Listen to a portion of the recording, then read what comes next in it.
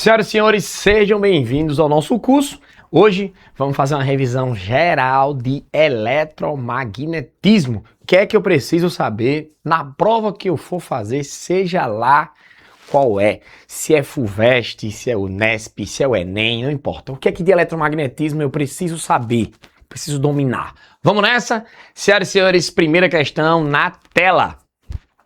E a primeira coisa que vocês têm que dominar é campo magnético. Como é que resolve uma questão pura de campo magnético, que usa a regra da mão direita, etc. Vamos lá? Primeira questão diz assim, ó. O físico Hans Ørsted observou que um fio transportando corrente elétrica produz um campo magnético. A presença do campo magnético foi verificada ao se aproximar uma bússola de um fio conduzindo corrente elétrica. A figura ilustra um fio percorrido por uma corrente elétrica e constante e com sentido para cima. Os pontos A, B e C estão num plano transversal e equidistantes do fio. Em cada ponto foi colocado uma bússola. Então tá aqui a configuração, a corrente elétrica ali para cima, como vocês estão observando aí. E aí vocês vão poder usar a regra da mão direita. Como é que funciona, professor? Polegar é a corrente elétrica, os dedos é o campo magnético. Então você vai fazer isso daqui, ó, é circular ali, ó. Então você vai chegar aqui, a corrente elétrica, ela tá aqui assim, ó.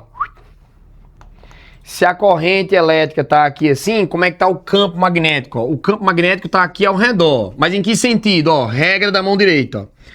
Esse é o sentido, ó. Então o campo magnético vai estar aqui ao redor.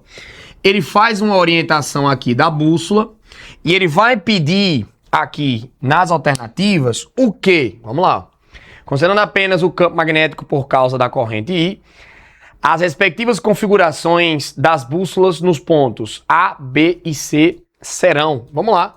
Como é que fica esse campo magnético nessa região? Então vamos lá, vamos deixar aberto aqui para a gente ver qual a resposta melhor para isso daqui. Então vamos lá, vamos reforçar aqui.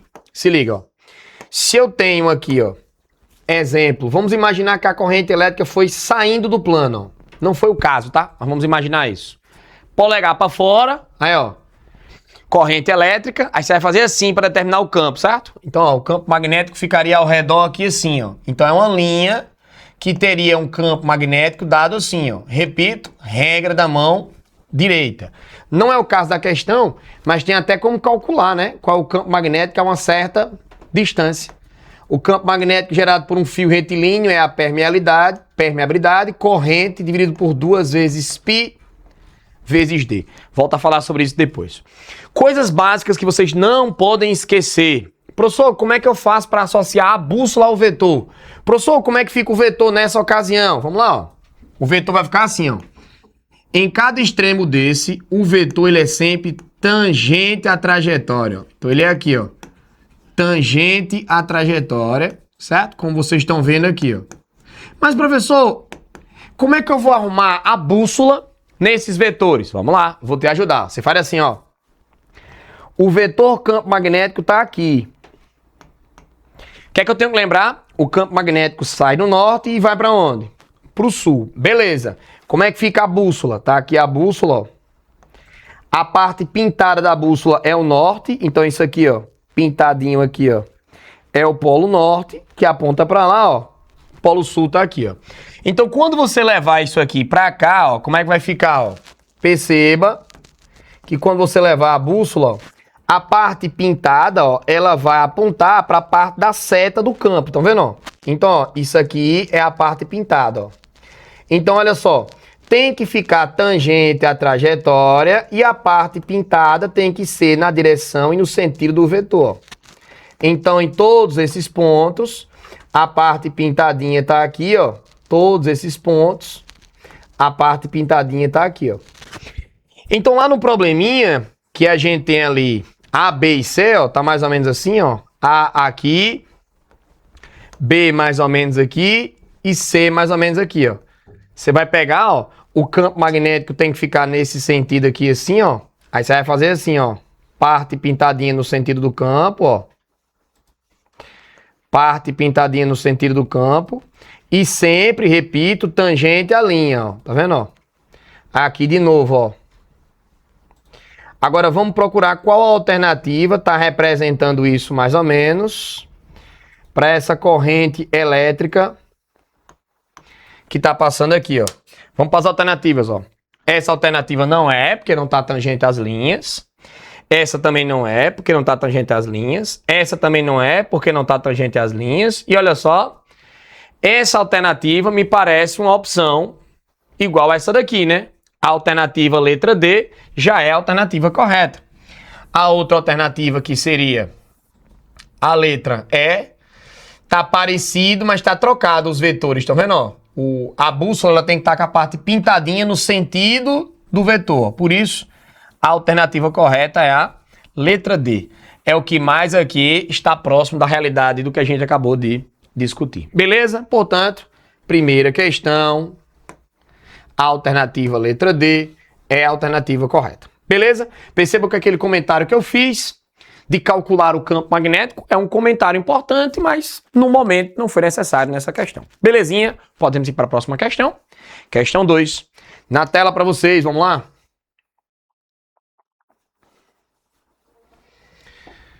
Tirar aqui para vocês. Cadê você? Tá aqui, ó. Vamos lá. Questão número 2 diz o seguinte: um solenoide é um conjunto de circuitos fechados, próximos uns dos outros, que fornece um campo magnético uniforme e pode ser obtido enrolando-se um fio sobre a forma de bobina. Tá aí a bobina para vocês. Se você deseja criar um campo magnético uniforme com 1 Tesla e possui um solenoide com 800 voltas por centímetro, que intensidade de corrente elétrica deve percorrer esse dispositivo? Então vamos lá. Primeira coisa, como é que você calcula o campo magnético gerado por um solenoide desse tipo? Eu queria rapidamente chamar a atenção de vocês aqui para algumas ocasiões. Chato, por quê? Porque essa parte de cálculo de campo magnético é chato. Eu já havia mostrado um caso para vocês e vou repetir aqui. Ó, o campo magnético gerado a uma certa distância em um fio retilíneo. Como é que calcula? Campo magnético é igual a μI sobre 2π sobre D. Como é que é um campo magnético nas mesmas condições que essa, mas ó, em uma espira? Então, ó, imagina aí a mesma condição que a primeira, mesma corrente elétrica, campo magnético entrando aqui nessa região, igual a da primeira, a uma mesma distância, só que isso aqui representa o raio da trajetória. Como é que fica esse campo? Se você fizer esse giro da espira aqui, o campo magnético vai ficar π vezes maior. Se isso acontecer, você pega essa equação, multiplica por π, e aí vira μi sobre 2D, que seria 2 vezes o raio. Professor, e se tivesse mais de uma volta? Se isso aqui tiver mais de uma volta, aí esse campo magnético vai ficar N vezes maior. E aí o campo magnético passa a ser N vezes μi sobre 2 vezes o raio.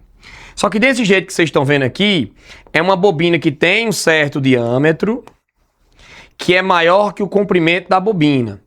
Essa bobina é chamada de bobina chata. Percebam que ela tem um comprimento ali, ó, inferior ao diâmetro, que pode ser dado por 2 vezes o raio. E aí, qual é a outra situação? Tá, mas e se essa bobina começar a ficar grande demais? Tão grande que o comprimento dela supere o diâmetro dela. Gente, se o comprimento superar o diâmetro, você troca o comprimento pelo diâmetro. Mas como assim, professor? Show de bola. A equação não tinha o diâmetro? Você tira o diâmetro e bota o comprimento. Ó. N vezes μi sobre o comprimento. É isso que você faz se for uma bobina do tipo longa. que é quando o comprimento é maior do que o diâmetro. Você vai chamar isso aqui de bobina longa.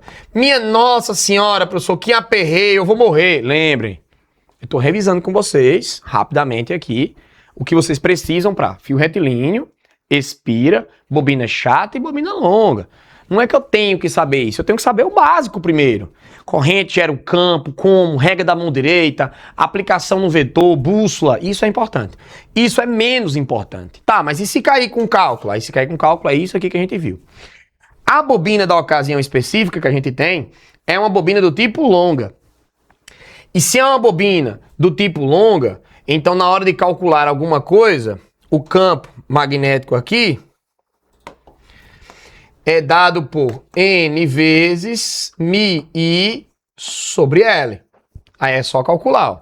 Ele quer saber quanto vale a intensidade da corrente elétrica, que está aqui. Ó. Campo magnético, 1 Tesla.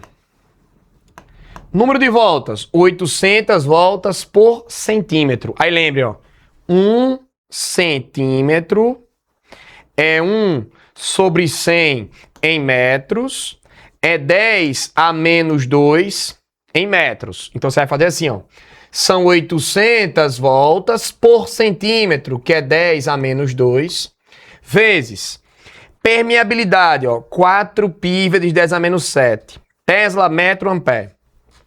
Se o π vale 3, então isso aqui na verdade é 12, né? Porque ficaria 4 vezes 3. Aí você vai fazer 12 vezes 10 elevado a menos 7, vezes a corrente elétrica que eu vou calcular. A gente vai encontrar aqui uma corrente elétrica de aproximadamente 10,4 ampere, que seria aqui pra gente a letra B. Belezinha? Então, praticamente a aplicação direta da equação. E um cuidado importante que a gente reforça sempre, que é cuidado com as unidades de medida. Precisa ter compatibilidade, né? Se a constante tinha Tesla, metro, ampere, então eu tinha que trabalhar com Tesla, metro e ampere. Tranquilo para vocês? Bom demais. Próxima questão. Na tela para vocês, questão número 3. Questão número 3 me diz o seguinte. Uma carga elétrica positiva Q, de massa desprezível, movimenta-se em trajetória retilínea, com velocidade de módulo V, constante, quando penetra em uma região que existe um campo elétrico uniforme de módulo E e um campo magnético uniforme de módulo B. 2 campos de uma vez. Observa-se que após adentrar na referida região, a carga segue seu movimento sem nenhuma alteração de sua velocidade ou mesmo de sua trajetória. Pera aí, pô. Se não alterou a trajetória, significa que a carga elétrica positiva entrou dentro de um campo elétrico e manteve a mesma velocidade e a mesma direção. Trata-se de um movimento retilíneo e uniforme, onde a força resultante que atua é zero. Pode-se afirmar corretamente que... Rapaz, como é que pode? Porque assim, se tem carga elétrica, eu já sei que tem força elétrica. Mas se a força resultante foi zero e ainda tinha a força magnética, a pergunta que não quer calar é: como é que pode? Vai ter força elétrica, vai ter força magnética e essa carga não conseguiu sofrer desvio? Gente, só tem uma chance. Se tinha força elétrica, se tinha força magnética e a resultante foi zero, isso significa necessariamente que a força elétrica deve estar anulando quem, gente? A força magnética. Acabou-se. Agora, a pergunta é: como? Como é que isso é possível? Como é que isso acontece? Alternativas. Letra A. Para isso acontecer, os campos elétricos são perpendiculares e o módulo da velocidade é dado por essa razão? Não sei. Como é que eu vou saber, professor? Deixa eu te falar uma coisa. Questões envolvendo carga elétrica e campo magnético. Só tem 2 tipos de questão. Uma, a gente vai estudar já já, que é a carga elétrica entra no campo e fica em movimento de rotação lá dentro. Vocês vão aprender que nessa ocasião, a força magnética, ela atua como uma resultante centrípeta. Segunda ocasião, quando a força elétrica e a força magnética, elas se igualam dentro desses campos, uma anula o efeito da outra e a carga acaba não sofrendo desvio. Ele não me armou como fica tudo isso, mas eu vou tentar imaginar aqui com vocês. Vamos fazer o seguinte, vamos imaginar aqui essa ocasião como é que seria dentro de um campo magnético. Deixa eu trazer para cá. Olha só, eu vou até deixar aqui paralelamente, porque eu acho que vai ficar melhor para a gente. Até para a gente conseguir observar. Olha só. Deixar só a questão aqui para a gente destacada. Perfeito? Olha só. Como é que eu sei? Eu só sei que a força elétrica tem que anular a força magnética, né? Mas como é que vai ser possível isso? Então, vamos lá. Vamos devagarinho aqui tentar imaginar. Vamos imaginar que eu tenha uma carga positiva, como ele citou. Ela vai entrar aqui com uma certa velocidade. A gente vai imaginar aí que existe um campo elétrico. Eu não sei como estaria, mas a gente vai supor aqui, pela suposição dá pra gente responder. Do jeito que tá aqui, deixa a tela dividida para mim, por favor. Do jeito que tá aqui, a gente teria um campo elétrico aqui de cima para baixo. Certo?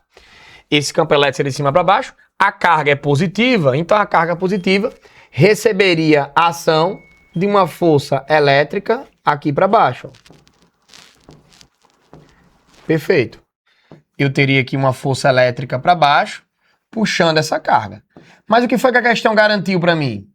Garantiu para mim que o movimento seria retilíneo e uniforme, a força resultante seria 0. Só que para a resultante ser 0, eu precisaria que a força magnética anulasse o efeito da força elétrica. Olha para cá. Se a força elétrica está para baixo, então a força magnética teria que atuar aqui para cima. Na minha suposição, né? Tá, professor. E daí? Agora vamos pensar. Velocidade. Regra da mão direita para força magnética em cargas elétricas. Polegar é o sentido da velocidade. Os dedos é o sentido do campo. A palma é a força. Acompanhe comigo.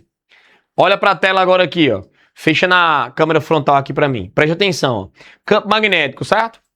Velocidade tá para cá, ó. Velocidade tá para cá.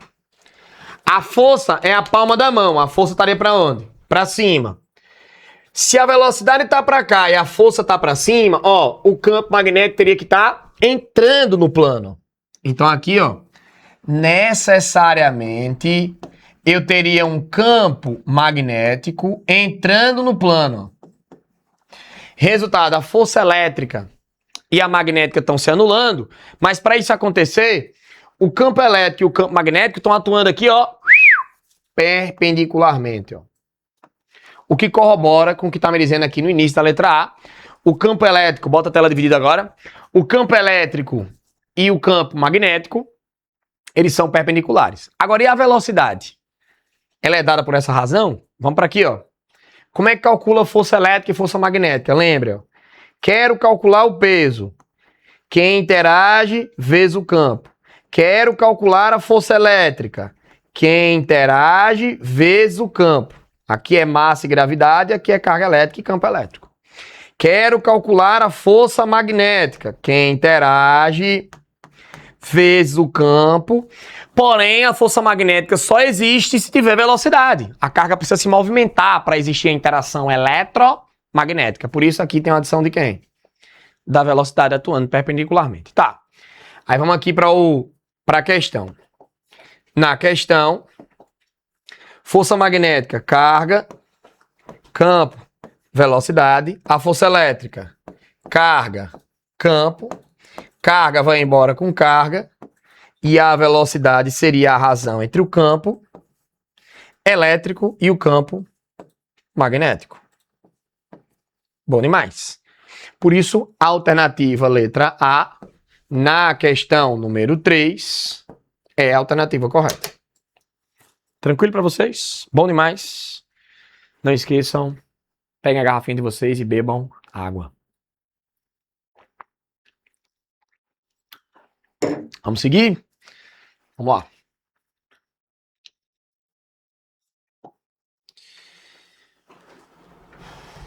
Questão número 4.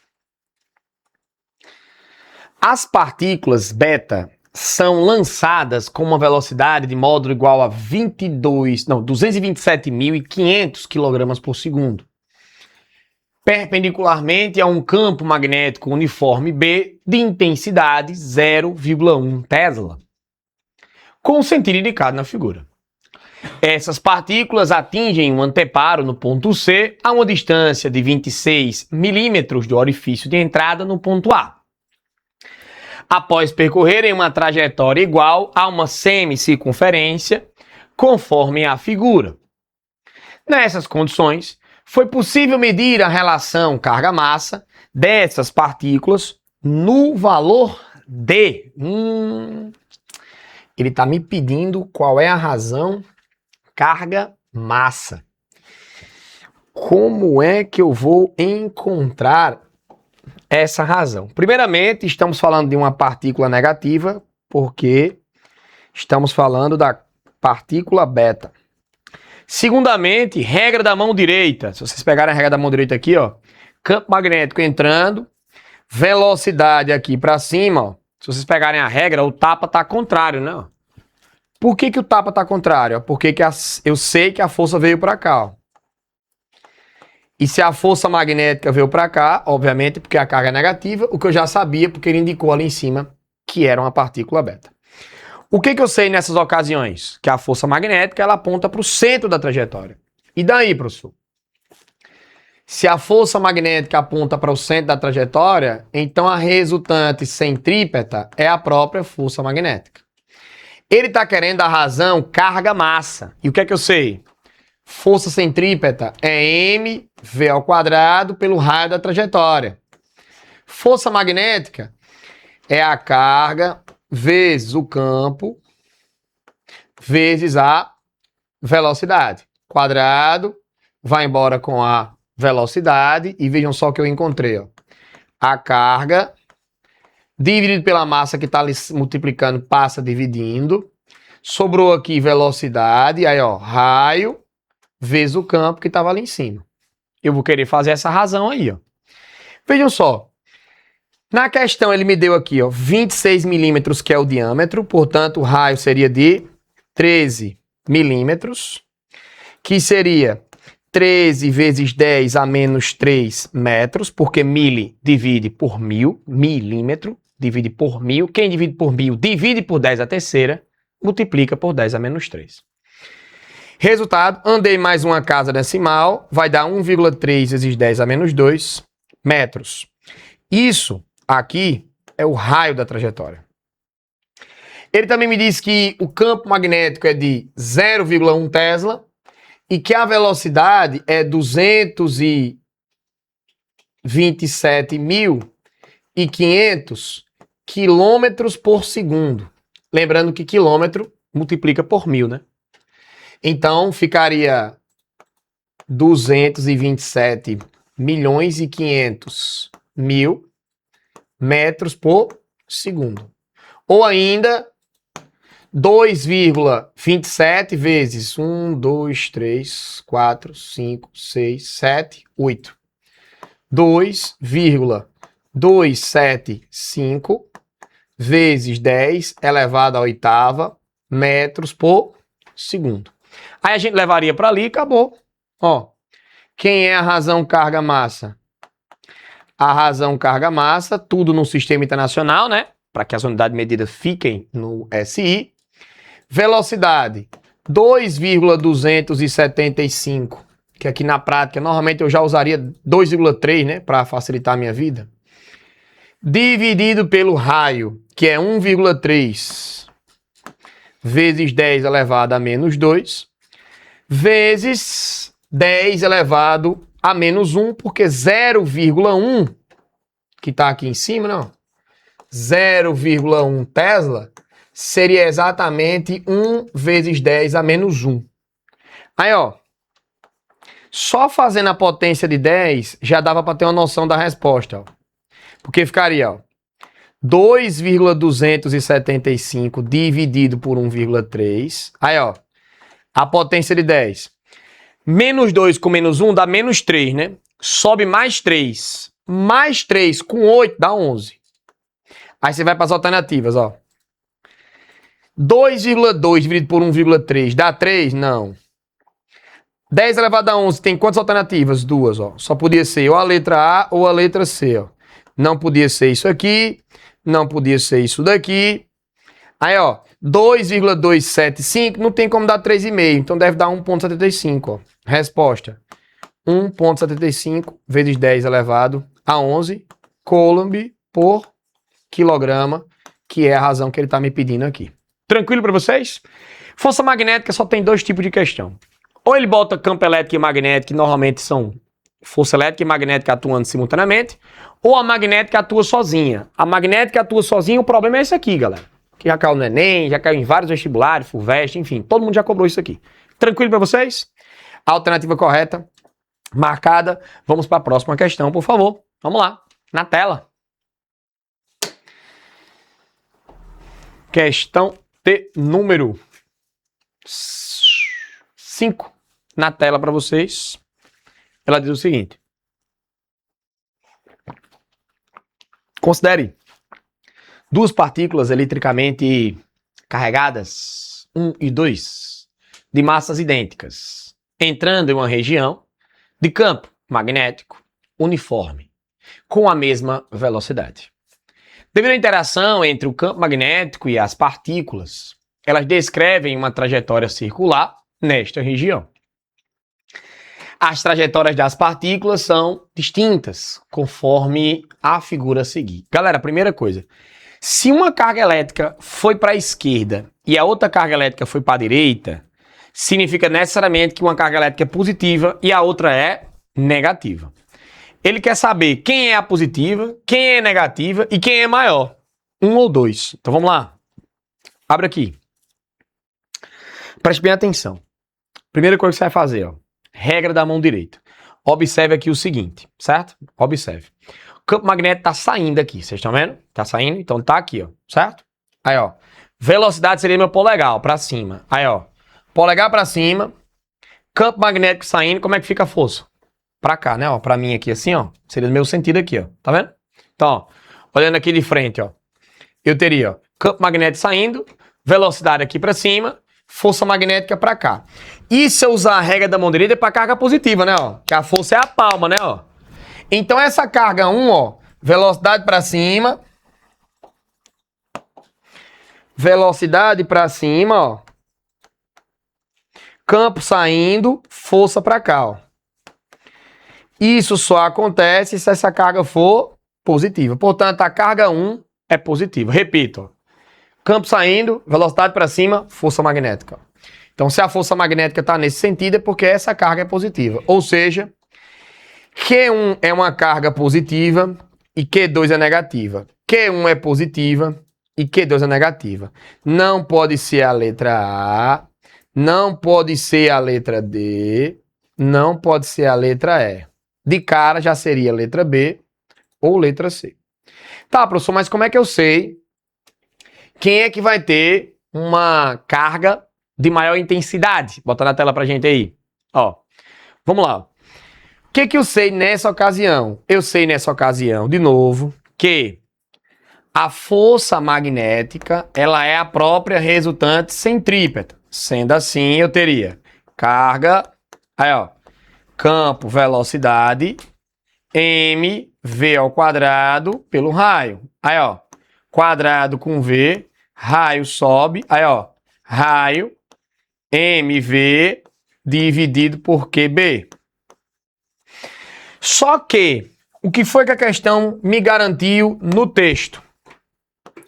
Ela me garantiu que a velocidade é a mesma, a massa é a mesma e o campo magnético é o mesmo. Isso significa que quem tiver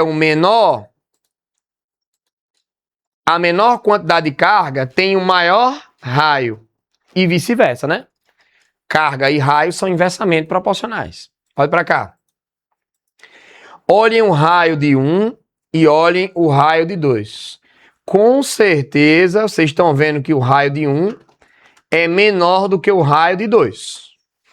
Se o raio de 1 é menor, é porque a carga de 1 é maior. Afinal, a carga e o raio são inversamente proporcionais.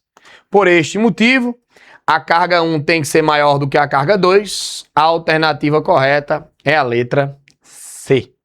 Tranquilo para vocês? Não esqueçam, treinem. Regra da mão direita, ninguém adivinha. É treino, treino e treino. Se vocês não treinam a regra da mão direita, vai lá, faz, aplica, repetindo, vocês podem acabar caindo numa cilada. E lembrem, é um tipo de questão que cai em prova de forma geral, qualquer vestibular que você for fazer, em qualquer lugar do Brasil, incluindo o Enem. Belezinha? Vamos para a próxima questão, por favor. Próxima questão. Me diz o seguinte. Questão número 6, né? Vamos lá. Questão número 6 diz: o automático do motor de arranque do automóvel, peça indicada pela figura, indicada pela seta da figura, tem a função de acoplar o motor elétrico de partida com a cremalheira, roda dentada no volante do motor de combustão. O automático é uma peça constituída por alguma liga que contém ferro que se movimenta quando o solenoide é percorrido por uma corrente elétrica contínua. Então, o movimento acontece por conta da passagem de uma corrente elétrica. Então, a corrente passa e a partir daí surge o movimento.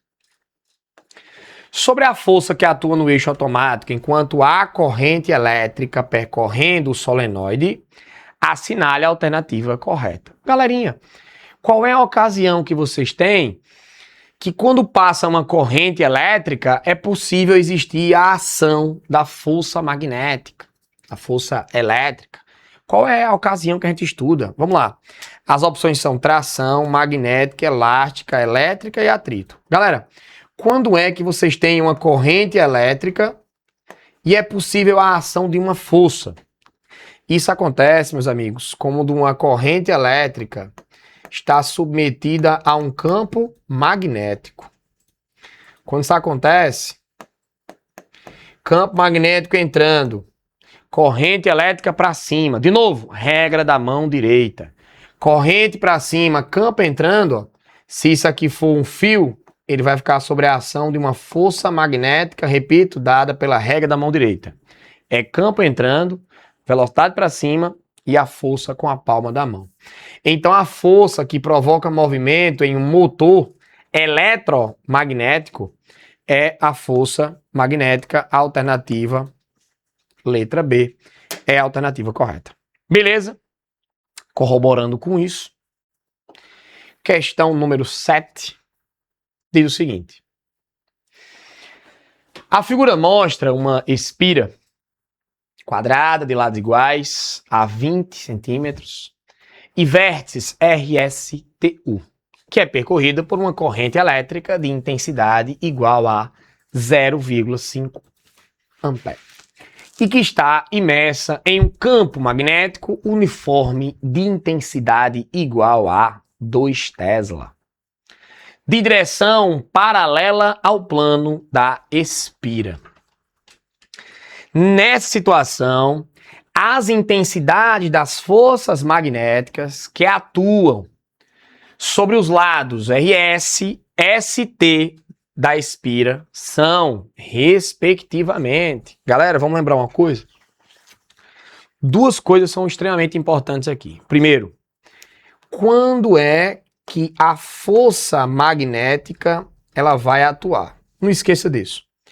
A força magnética ela só atua quando as cargas estão atravessando as linhas de campo magnético.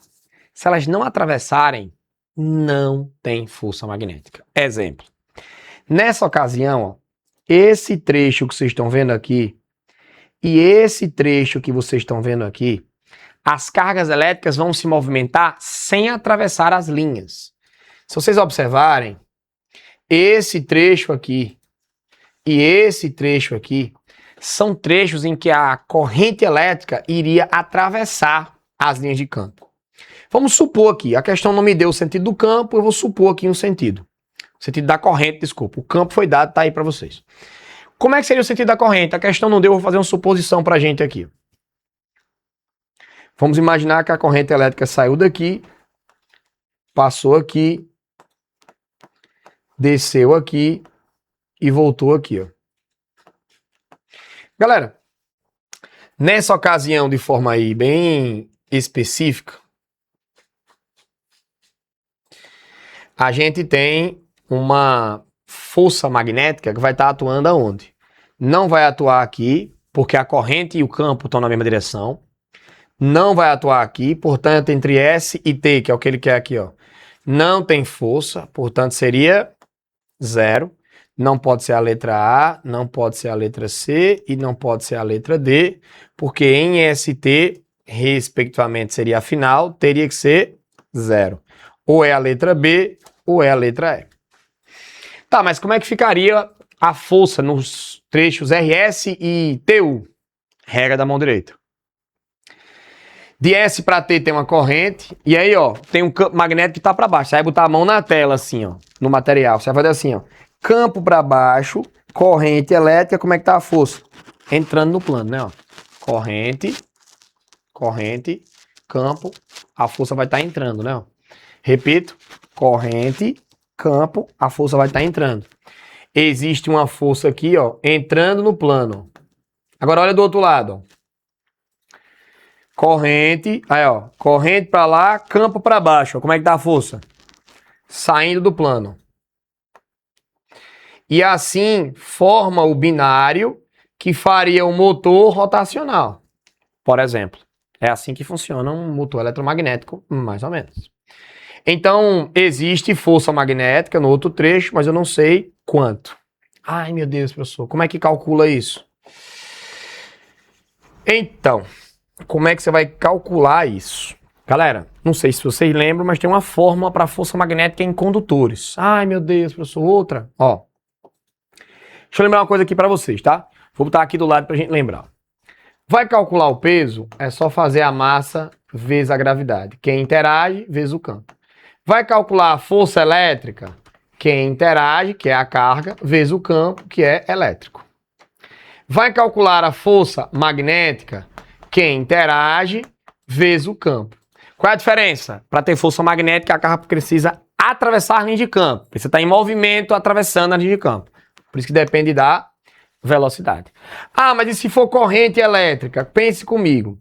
Para calcular corrente não é carga sobre tempo? Para a corrente aparecer aqui, eu preciso do tempo. O que eu vou fazer? Eu vou roubar o tempo da velocidade. Ó. Velocidade não é ΔS pelo ΔT? Vou roubar o tempo da velocidade.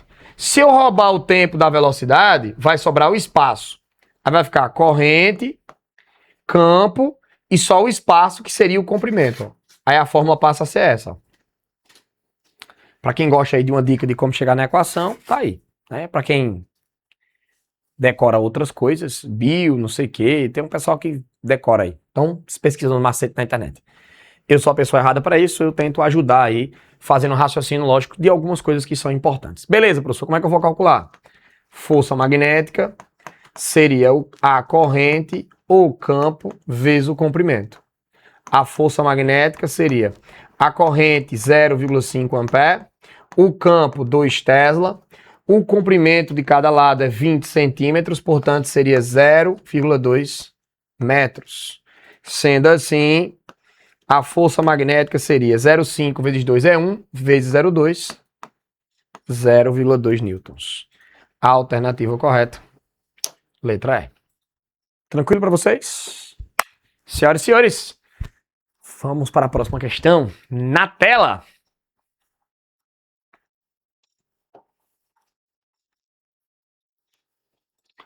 Questão 8 na tela. Um fio condutor de cobre está esticado entre dois pontos K e L, que estão ligados aos terminais de uma fonte de tensão ajustável, inicialmente programada para 0 volt.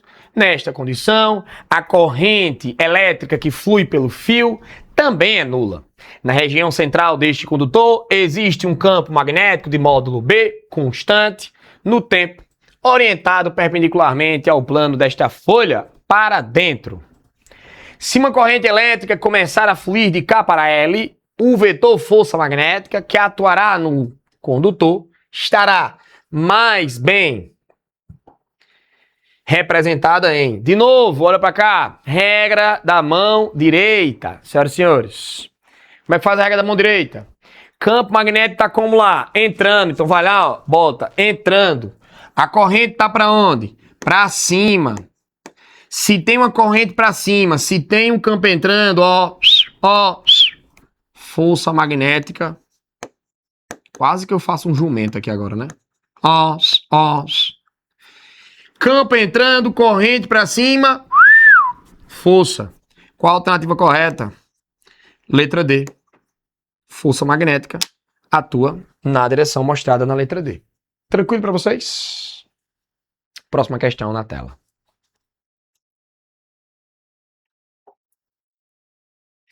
Nessa questãozinha, quem já tentou fazer deve ter encontrado um errinho. Por quê? Porque a letra E que está aqui mostrada é 20 milímetros. Não sei o que foi que aconteceu, mas as alternativas não foram como estaria. Vocês vão tirar esse 7 aqui e vão colocar aqui, ó, 20 milímetros. Então não existia essa alternativa aqui na questão. Acredito que foi na edição do material, é uma questão facilmente pesquisada na internet e é uma questão que já tem aí, porque foi de vestibular. Vamos lá. Questão número 9 diz assim: um fio AC de 20 centímetros de comprimento está posicionado na horizontal, em repouso, suspenso por uma mola, isolante, de constante elástica K, imerso num campo magnético uniforme de 0,5 Tesla. Sabendo-se que a massa do fio é 10 gramas e que a constante da mola é 5 newtons por metro, a deformação sofrida pela mola quando a corrente de 2 amperes passar pelo fio será D. Eita, meus amigos, e agora? Parece que o caldo deu uma engrossada. Será? Vamos lá. Vamos ver como a gente resolve esse BO. Vamos às coisas simples. Primeiro, será que essa mola está sendo esticada ou será que ela está sendo comprimida? Como é que eu vou saber? Vamos fazer o seguinte. Eu tenho um fio que está aqui. Nesse fio está passando uma corrente elétrica para cá. Eu sei que existe um campo magnético aí que está saindo do plano. Esse é o campo magnético aí na região mostrada. O que é que eu sei também? Bem, eu sei que o peso vai puxar esse fio para baixo. Regra da mão direita, acompanhe comigo. Campo saindo, corrente elétrica para minha... Para cá, né? Corrente para... Eita, porra, tá assim. Corrente para minha direita, campo magnético saindo, a força magnética estaria para cima. Corrente, campo, força. Ou seja, existe aí, meus amigos, a ação de uma força magnética que estaria aqui para cima. Só que aqui também tem uma mola. Aí a minha pergunta é: a mola está sendo comprimida ou a mola está sendo estendida? Não sei. Mas como é que eu vou saber? Quem é maior, a força magnética ou o peso? É que se o peso é maior que a magnética, aí o fio vai deformar para baixo, vai estender. Se a força magnética é maior que o peso, aí vai comprimir a mola. Mas, professor, como é que eu vou adivinhar? Ô, meu neném, você não vai adivinhar. Você vai ter que determinar quanto vale a força magnética e quanto vale o peso. O peso é fácil. massa vezes a gravidade. E a massa é quanto? Cadê a massa? 10 gramas. 10 gramas para quilogramas é 10 vezes 10 a menos 3 para quilograma. A gravidade é 10. 10 elevado a 1, 10 elevado a 1 dá 10 a 2. Menos 3 é 10 elevado a menos 1 newtons. Ou seja, 0,1 newtons. Beleza. Quem é a força magnética? B, I, L, ok. A força magnética seria campo magnético. Ele diz na questão que o campo magnético vale quanto? Está aqui, 0,5 Tesla. Quanto é a corrente elétrica? A corrente elétrica está aqui, são 2 amperes. E o comprimento? O comprimento está aqui, ó, 20 centímetros, seria 0,2 metros. 0,5 vezes 2 é 1, vezes 0,2 é 0,2 newtons. Ou seja, meus amigos, a força magnética ela está superando o valor do peso. Então essa mola está sofrendo uma compressão. Se essa mola está sofrendo uma compressão, então significa, aqui de azul, que vai existir aqui uma força elástica que vai estar aqui para baixo. Ó. A mola vai estar sendo comprimida aqui para cima, aí vai ter uma força elástica ali para baixo. Resultado, ó, força elástica mais o peso tem que ser igual à força magnética. Ó. Só que eu já vi que a força magnética foi 0,2 e que a força peso foi 0,1. Então, 0,2 menos 0,1 dá 0,1, né? Resultado, a força elástica vale 0,1. Como é que eu sei quanto é a deformação, professor? Ora, meus amigos, se a questão está me dizendo que a constante elástica é de 5 newtons por metro, você tem a opção de usar lá o Kx. Deixa eu só descer um pouquinho essa informação aqui, para a gente ter mais espaço. Se eu sei que a força elástica é Kx, uma opção é a força elástica é igual a Kx. Você tem K, tem a elástica, acha X. É uma opção. A outra, gente, é muito simples. Para deformar 1 metro, eu preciso de 5 newtons. Foi o que a questão me disse. Então, se eu aplicar 0,1 newtons, vai dar quanto? 0,1 dividido por 5. Ora, 1/5 é 0,2. 0,1 dividido por 5 é 0,02 metros. Se eu multiplico isso daqui por 1000, vai me dar aqui 20 milímetros. Por isso, a alternativa correta, 20 milímetros, que na questão original é a letra E. Beleza? Questão boa, tá? Nível de dificuldade um pouquinho acima, porque envolve dinâmica e envolve força magnética sobre condutores. Tranquilo para vocês? Eu acho que sim. Vamos seguir o jogo. Próxima questão, por favor. Questão número 10.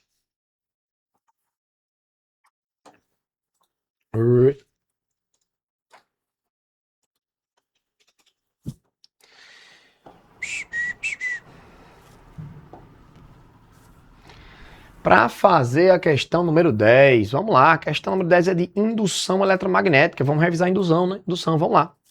Questão 10. Aproxima-se um ímã de um anel metálico fixo em um suporte isolante, como mostra a figura. O movimento do ímã em direção ao anel. Aí ele bota, não causa efeitos, produz uma corrente alternada, gera um polo sul, babá. Vamos lá. Vamos tentar entender uma coisa aqui, certo? A gente tem algumas leis que determinam isso, né? A gente chama aqui de lei de Faraday, Neumann, Lenz, juntas.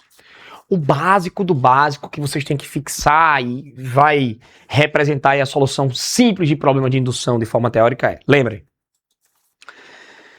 o que é indução eletromagnética? A indução eletromagnética é quando você varia de alguma forma o fluxo magnético e essa variação do fluxo magnético no tempo origina uma DDP induzida, origina uma corrente elétrica induzida. Então, o que é indução?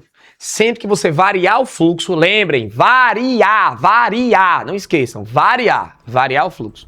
Se você variar o fluxo, você pode induzir uma corrente elétrica, essa é a ideia básica lá.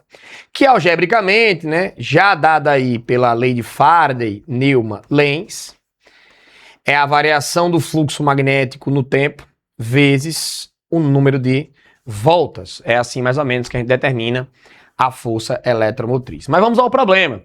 Porque no problema ele está com o ímã na mão aqui e ele diz que vai acontecer aí uma aproximação. Beleza? Ou seja, esse ímã está fazendo isso aqui, ó.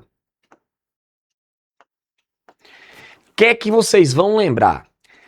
Sempre que tiver indução de corrente, sempre, regra. Se está tendo indução, ó, sempre vai ter frenagem. Sempre vai ter frenagem. A corrente induzida vai gerar um campo magnético que se opõe, que vai provocar uma frenagem. Pode ser uma atração, pode ser uma repulsão, mas vai causar frenagem. Então lembrem disso, por favor, lembrem. Sempre que tiver corrente induzida, vai ter frenagem. Vou pedir para vocês anotarem uma coisinha aqui para mim. Olha só o que vocês vão anotar aí. Vocês vão anotar o seguinte, ó. Sempre que você tentar aumentar o fluxo magnético, você está variando o fluxo, então vai ter uma corrente induzida. Sempre que você tentar diminuir o fluxo magnético, vai estar variando o fluxo, vai ter uma corrente induzida. Só que Lenz explicou para a gente que essa corrente induzida vai gerar um campo magnético para conservar energia. Como, professor? Nos dois casos, seja aumentando o fluxo ou diminuindo o fluxo, em ambos os casos, essa corrente induzida, ela vai causar uma frenagem. Ela vai causar uma frenagem. Só que funciona assim, ó. Se você tentar aumentar o fluxo, a frenagem que a corrente vai gerar é uma repulsão. Tentou aumentar o fluxo, a corrente induzida freia, gerando repulsão. Tentou diminuir o fluxo, a corrente induzida freia, causando uma atração. Deixa essa dica anotada no cantinho aí.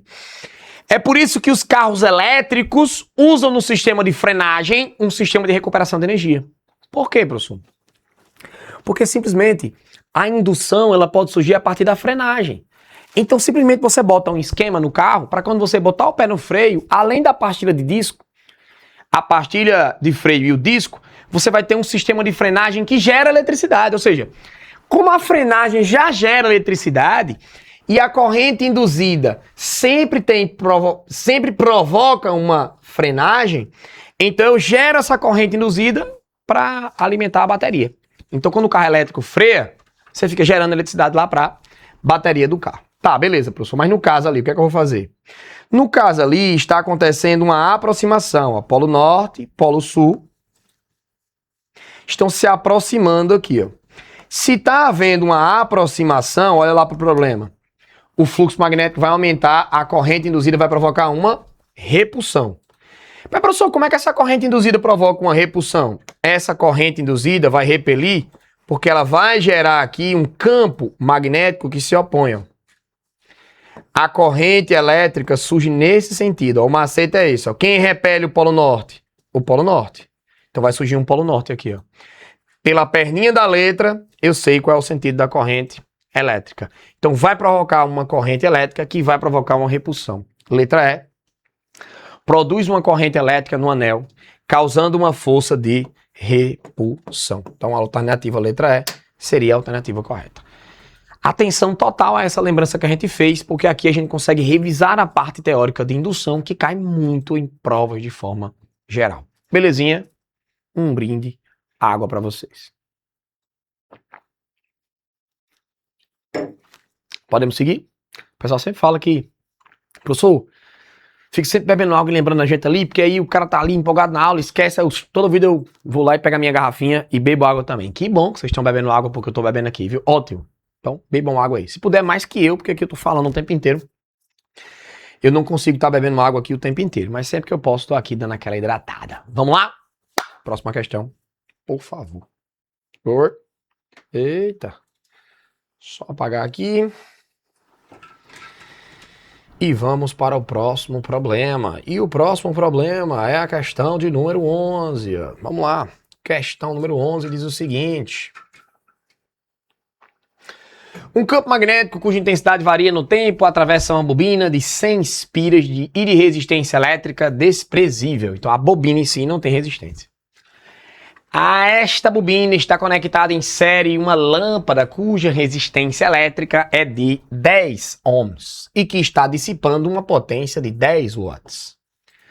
A variação temporal do fluxo magnético através da espira é, ele está dizendo aqui, o Weber por segundo, né? Ele está me pedindo aqui, quanto é que o fluxo magnético está variando no tempo? É isso que ele está me pedindo, Vige, professor, como é que eu vou fazer? Veja, ele está me dizendo que existe uma bobina onde o campo magnético vai variar nessa região e existe aqui uma lâmpada associada e ele me dá aí o valor dessa resistência.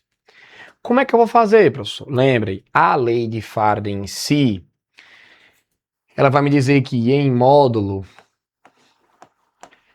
é N vezes a variação do fluxo magnético no tempo. A questão está me pedindo isso daqui, Então você vai fazer E sobre N. Porque E sobre N vai me dar a variação do fluxo magnético no tempo. Mas o que é E, professor? Lembrem, E é a DDP. Mas, professor, como é que eu vou achar essa DDP? Vamos para o problema. O que é que a questão me deu? A resistência e a potência. Qual é a equação que você conhece que tem resistência e tem potência simultaneamente? Senhoras e senhores, eu sei, fazer aqui no cantinho, que existem algumas opções. P é igual a I vezes U, equação muito boa, inclusive, famosíssima. Eu sei que tem P igual a RI ao quadrado, mas eu estou querendo uma que tenha, ao mesmo tempo, a potência e a resistência, e a DDP. Você vai fazer assim, P é U ao quadrado sobre R. E aí quem seria U? A raiz quadrada de P vezes R. P vale 10, R vale 10. 10 vezes 10 é 100, né? E a raiz de 100 é 10. Então a DDP, que nesse caso é a própria força eletromotriz, é exatamente 10 volts. Então você vai chegar aqui, 10 volts. Só que ele me deu aqui, o número de voltas. O número de voltas, o número de espiras são 100. Então isso aqui vai me dar 0,1 volts. Que no caso aqui, de forma específica, trata-se de 0,1 Weber por segundo, que equivale a 0,1 volts, né? Que foi o que a gente encontrou aqui, Como ele quer a variação do fluxo, o Weber por segundo é a resposta, 0,1 Weber por segundo, a alternativa letra B seria a alternativa correta. Parece fácil, né, para algumas pessoas, mas não é. É uma questão que precisa da gente raciocinar a lei de Faraday-Newman-Lenz, né, que é aquilo dali, e a gente precisa aplicar aqui a equação de potência para conseguir buscar o valor da DDP. Belezinha? Senhoras e senhores, questão número 11. Resolvida. Vamos para a próxima. Próxima questão é a questão de número 12. Os dínamos são geradores de energia elétrica utilizados em bicicletas para acender uma pequena lâmpada. Para isso, é necessário que a parte móvel esteja em contato com o pneu da bicicleta e quando ela entra em movimento, é gerada a energia elétrica para acender a lâmpada. Dentro desse gerador, encontra-se um ímã e uma bobina. O princípio de funcionamento desse equipamento é explicado pelo fato de que, eu não sei se vocês assistiram um filme chamado O Menino que Descobriu o Vento. Nesse filme do Menino que Descobriu o Vento, é exatamente um dínamo como esse, que é colocado para o rapaz lá, e aí ele acaba desenvolvendo o raciocínio lá da energia eólica. O que é que eu preciso aqui, gente? O que é que tem aqui dentro? Ele me diz o que tem dentro. Tem um ímã, tem uma bobina. Quando movimentar, vai acontecer o quê? Senhoras e senhores, não esqueçam. A indução eletromagnética tem um princípio de funcionamento. Qual é? É a variação do fluxo magnético gerando corrente elétrica. Tem que variar o fluxo magnético. Vamos aos fatos. Letra A. A corrente elétrica no circuito fechado gera um campo. Não, o objetivo é variar o campo para induzir a corrente. Variar o fluxo para induzir a corrente. Letra B. A bobina está imersa num campo magnético em um circuito fechado, gera uma corrente. Campo magnético não gera não, é variação do fluxo, que pode ser a variação do campo, por exemplo. Cuidado com isso, gente. Não é campo, é a variação. Bobina em atrito com campo. Caralho, a bobina. Atrito com campo. Apelou, né? Letra D. A corrente elétrica é gerada em um circuito fechado por causa da presença do campo. Gente, a presença do campo não é a presença do campo. Não esqueçam disso, é um erro muito comum. Não é a presença do campo, é a variação do fluxo magnético que faz isso. Por isso, não pode ser a letra D.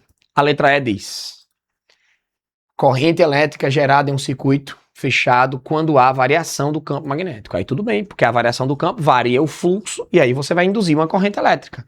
A alternativa letra E é a alternativa mais coerente. Beleza? Então vocês vão marcar aí a alternativa letra E como sendo a alternativa correta.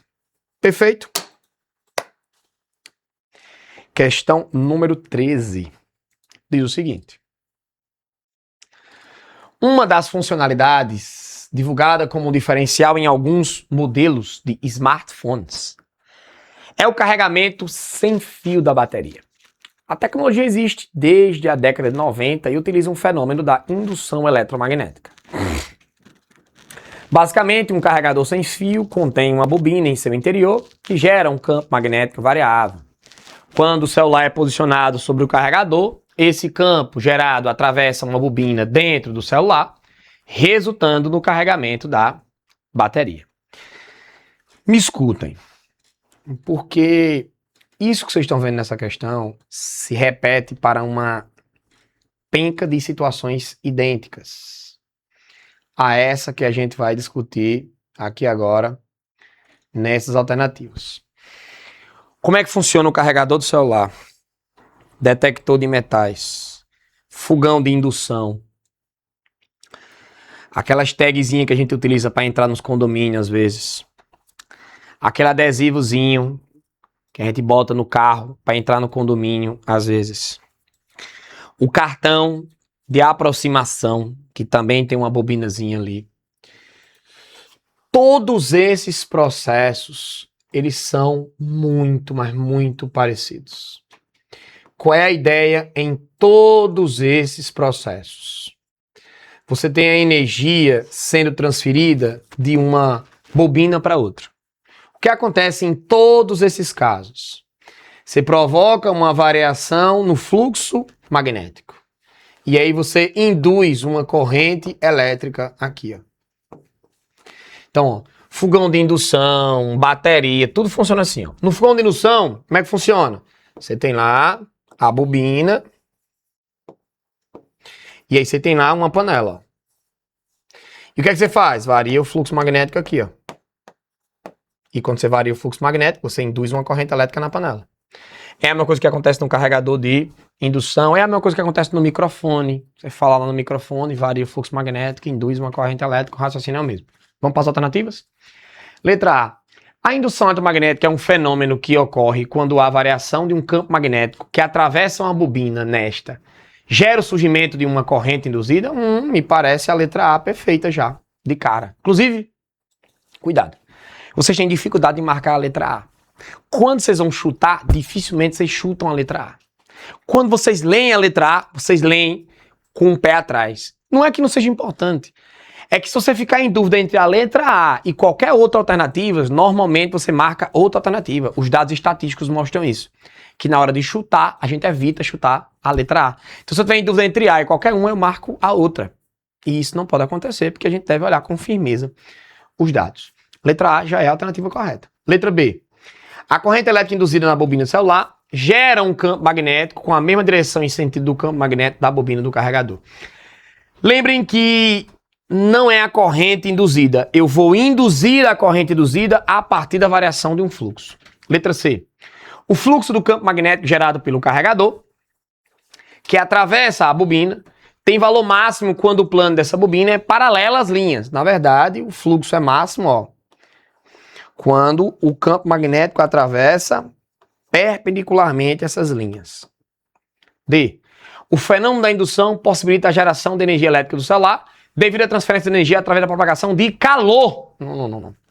O efeito Joule é uma consequência da passagem de uma corrente elétrica. Letra E.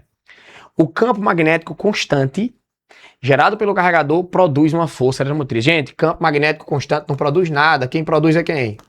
A variação do fluxo magnético no tempo.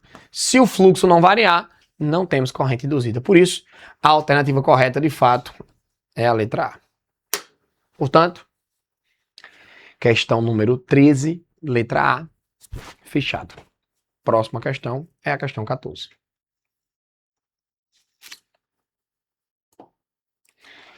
Questão número 14 diz o seguinte. O uso de transformadores em práticas didáticas permite a compreensão de conceitos físicos, como a indução eletromagnética e a transformação de tensão. Um destes transformadores, com regulamento primário contendo 2.400 espiras, é ligado a uma rede elétrica de 120 volts.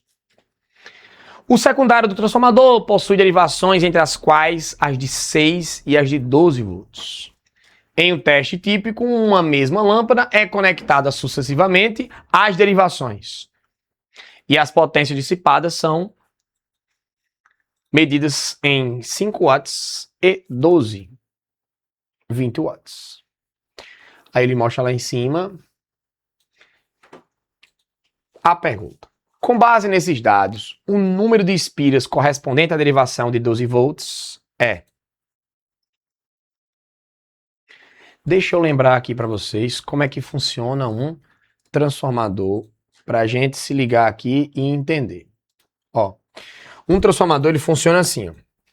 Você tem uma bobina no primário e uma bobina no secundário. A bobina no primário tem uma certa quantidade de voltas, que no nosso probleminha aí ele está dizendo que tem 2.400 voltas. E a gente tem o secundário. O secundário tem uma certa quantidade de voltas, pode ser maior, pode ser menor. No caso em questão, a gente vai partir de uma tensão ali de 120 volts no primário e ele quer que você atinja 12 volts no secundário. A pergunta é: quantas voltas tem que ter para sair de 120 para 12 volts? É uma quantidade de tensão 10 vezes menor. Então eu reduzi 10 vezes a tensão. Galera, o que é que vocês sabem?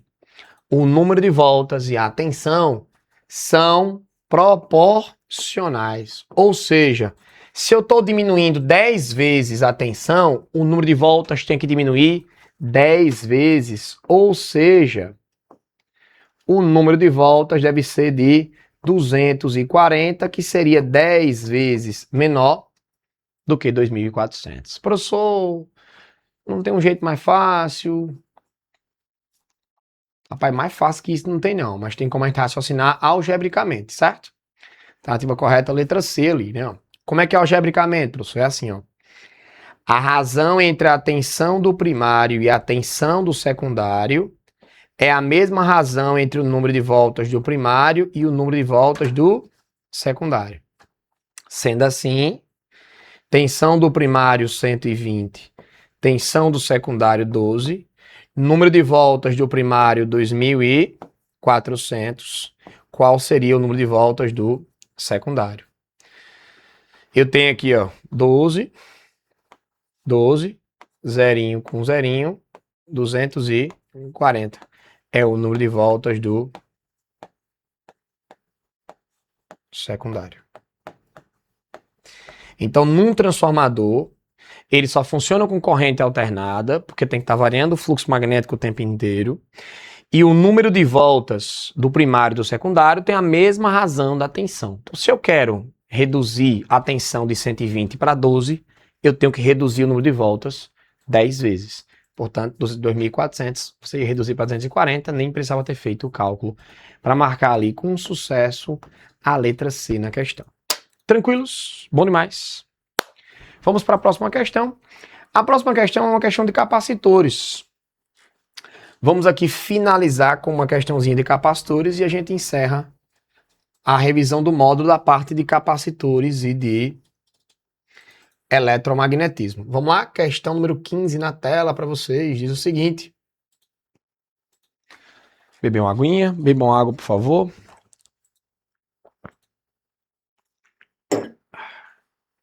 Questão número 15. Num circuito mostrado na figura abaixo, a força eletromotriz vale 10 volts. A resistência interna vale 1 ohm. Então, ó, só para a gente já ir colocando aqui, ó. Isso aqui vale 10 volts. Não tenho nada contra essa cor não, mas vamos pegar um pretinho aqui, né? Ó, essa resistência vale 1 ohm. O capacitor tem uma capacitância de 2 microfarad. 2 microfarad. Você sabe o que é que significa 1 microfarad? Microfarad é microcoulomb por volt. Então, ó, o significado disso aqui para você que é leigo é 2 microfarads significa que esse capacitor ele acumula 2 microcoulombs a cada volt de DDP que você der para ele. Então, deu 1 volt, ele acumula 2. Deu 2 volts, ele acumula 4. Deu 3, ele acumula 6. E assim, a cada 1 volt, ele acumula 2. Sabendo que o capacitor encontra-se totalmente carregado, vai ser muito comum que vocês vejam isso daqui, ó. Quando a questão fala que o capacitor está completamente carregado, necessariamente a corrente elétrica que passa no capacitor é nula. Então isso significa, ó, que não está passando corrente elétrica no capacitor. Porém, nesse probleminha que você está vendo aqui, a corrente elétrica tem a opção de sair por aqui, ó, e passar por aqui, ó. Ou seja, a corrente elétrica, ela não está passando no capacitor, mas ela está circulando nesse trechinho que vocês estão vendo aí, ó. Ou seja, esse pontinho daqui para cá tem a resistência e o capacitor ligados em paralelo. Pergunta-se: considerando que o capacitor tem 16 microcoulombs de carga, qual é o valor da resistência R? Se eu disser a vocês que não precisa fazer muita conta, vocês acreditam? E não é uma questão fácil. Acredito não, professor. Então, ó, bem devagar. Bem devagar. Preste atenção bem devagar, para depois não dizer ai, ai, ai, não entendi. Ó, atenção, bem devagar. Ele me disse que ele acumula 16 microcoulombs, mas ele também me disse que ele acumula 2 para cada 1 volt. Me ajude. Se ele acumula 2 microcoulombs a cada 1 volt, 8 é quantas vezes maior que 2? 4, né? Então, se para acumular 2 ele precisa de 1, para acumular 8 eu preciso de quanto?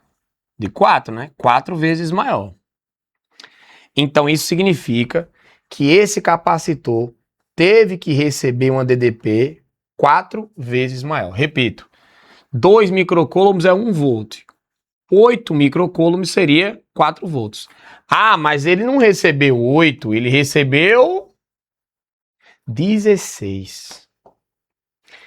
E se ele recebeu 16? 16 microcoulombs. Ah, se ele recebeu 16. 16 é quantas vezes maior que 2? 16 é 8 vezes 2. É 8 vezes maior. Então eu precisaria de uma DDP de 8 volts. Veja, eu não estou usando fórmula para vocês. Fechou. Ele carregou com 16 microcoulombs. Então esse capacitor ele foi conectado em 8 volts. Só que esse capacitor e essa resistência estão ligados em paralelo. Então essa resistência também está conectada em 8 volts. Porque está em paralelo. Agora olha aqui. A DDP total que foi fornecida foi 10 volts. Dos 10, essa resistência ficou com 8. Gente, agora é a martelada final. Você tem duas resistências. Uma é Rzinho e a outra é Rzão. As duas juntas estão submetidas a 10 volts. Essa resistência eu acabei de ver que está com 8. Só que o total é 10. Se essa está com 8, essa outra está com 2. Galera, essa DDP é quantas vezes maior que essa? 4 vezes. Pense comigo. No circuito em série, o que foi que a gente aprendeu? A gente aprendeu que no circuito em série, a DDP é proporcional à resistência. Se a DDP é 4 vezes maior, é porque a resistência é 4 vezes maior. E daí, professor? A questão está me dizendo que essa resistênciazinha aqui é de 1 ohm. Se essa DDP é 4 vezes maior, então essa resistência é 4 vezes essa. E, portanto, ela vale 4 ohms. Repito. Se essa daqui está acumulando 8 volts e o total é 10, essa está com 8, essa está com 2. Se a DDP acumulada é 4 vezes maior que essa, a resistência também é 4 vezes. Se essa é 1, essa é 4 vezes maior. Por isso, a alternativa correta é a letra A. Belezinha? Circuito em série. Muito importante. O mais importante de se entender. Belezinha? Senhoras e senhores, vamos ficando por aqui, pelo menos para essa parte. E até o nosso próximo encontro, se Deus quiser. Valeu, galera. Tchau, tchau.